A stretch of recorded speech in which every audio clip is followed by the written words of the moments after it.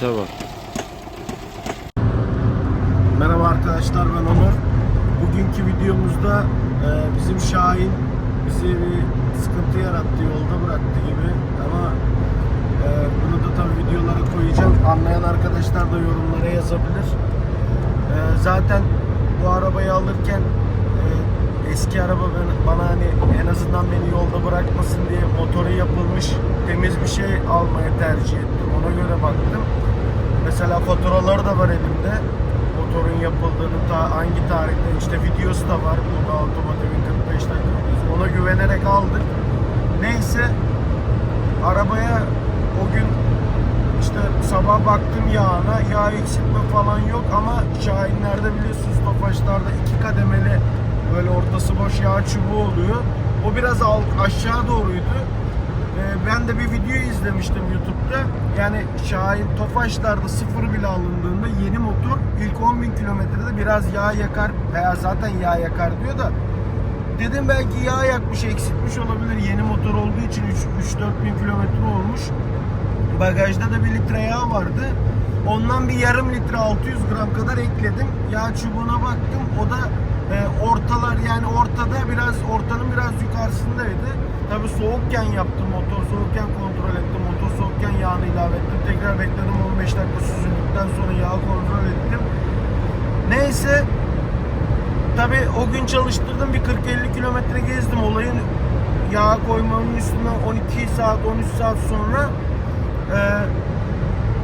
böyle bir bizim tepede asfalttan dedim manevra yapayım, geri döneyim.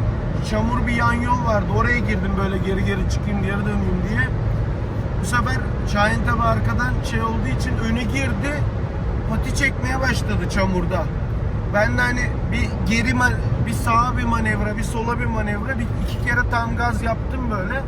Neyse bir şey yok, biz oradan çıkamadık tabi.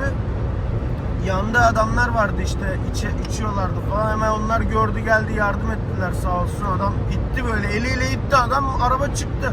Halbuki öyle bir şey yapmak lazımmış, biz anlayamadık. Neyse oradan çıktık. Sonra bir baktım araba çalışmıyor. Hiç marş gelmiyor. Yarım kontakta çalışan araba çalışmıyor. Sonra tabi açtım, dedim bir bakayım ne oldu, kaputu açtım, arkadaş ışık tutuyor falan. Ondan sonra tabi bu yağ çubuğu yerinden fırlamış. Arabada zorladığımız için o herhalde fazla yağı da yağ çubuğundan hepsini yağ dışarı atmış. Bu sefer de ne olmuş? Marş dişlisi, marş motoru falan filan yağlandığı için kaput içi arabanın marş almıyor, yani çık yapıyor, ses yok. Neyse orası da biraz yokuştu böyle. Ben vurduralım dedim, aldım arabayı, 2 arkadaş ittirdi, tık vurdurdum, araba çalıştı. Ama çalıştı, nasıl çalıştı? Bir ses var arabada. Böyle çankuk çakçuk çakçuk çakçuk çakçuk falan, demire vurur. Lan dedim bu motor mu yedi araba yani dedim. Böyle bir şey olabilir mi? Durup dururken yani hiçbir şey yok. Normal orada çamura saplandık. 2 zorladık arabayı. Dedim motor mu yemdi bu ya? Sonra neyse bayağı bir şey yaptık falan. Dedim arabayı burada çalıştırmayayım, dursun. Sonra bir istop etmedim arabayı. Boşa aldım. Arabayı istop etmiyor ama yatak sesi gibi de değil yani. Böyle yatak sesi hani böyle hep devamlı. Demire vurur böyle, tık tık tık tık devamlı olur. Bu devamlı değil. Bunda böyle tık, boşluk, bir yere sanki dönüyor, tuk tak gibi ses geliyor. Ben şey düşündüm, yani egzoz manifoldu mu çatladı acaba diye düşündüm. Şöyle gidiyoruz, şu anda şeydeyiz. Kedimiz de burada.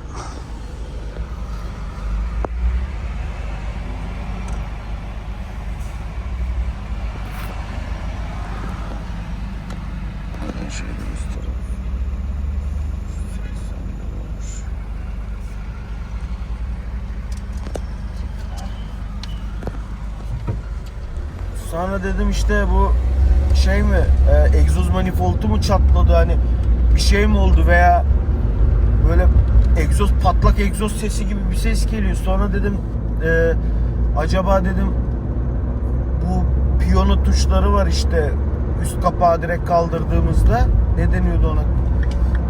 En üstteki bir demir kapak var ya, ondan sonra kaldırdığımız, acaba dedim onlara mı bir şey oldu? Muhtemelen zaten onlara oldu.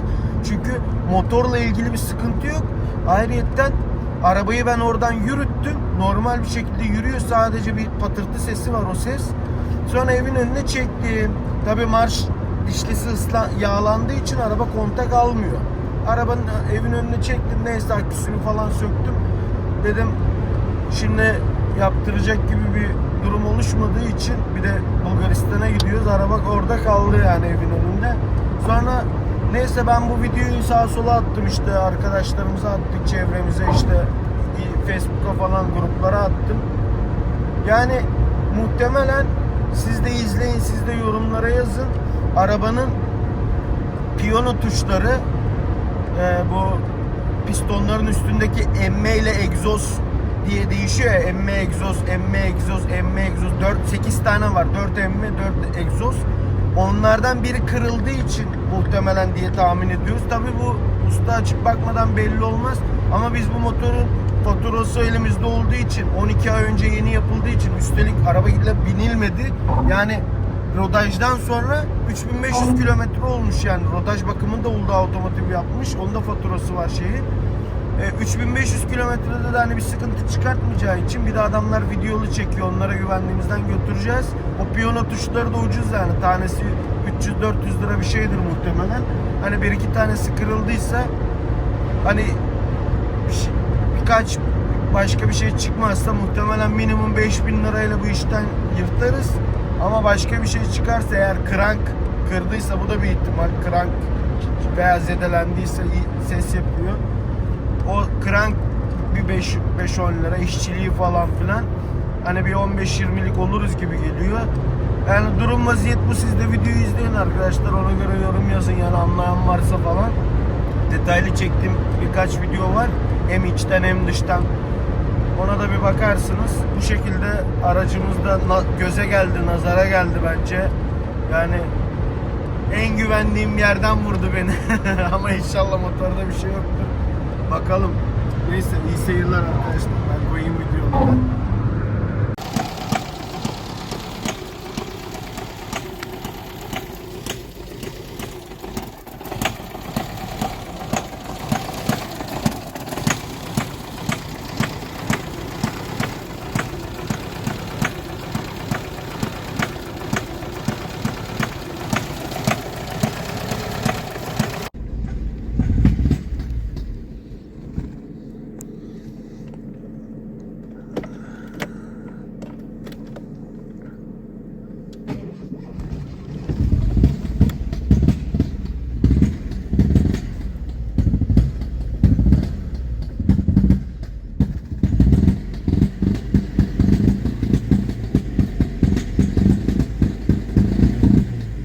Şöyle bir kontak vermeye deneyelim.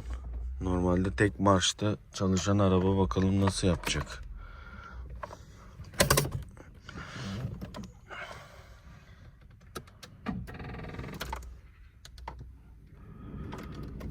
Bu şekilde yapıyor.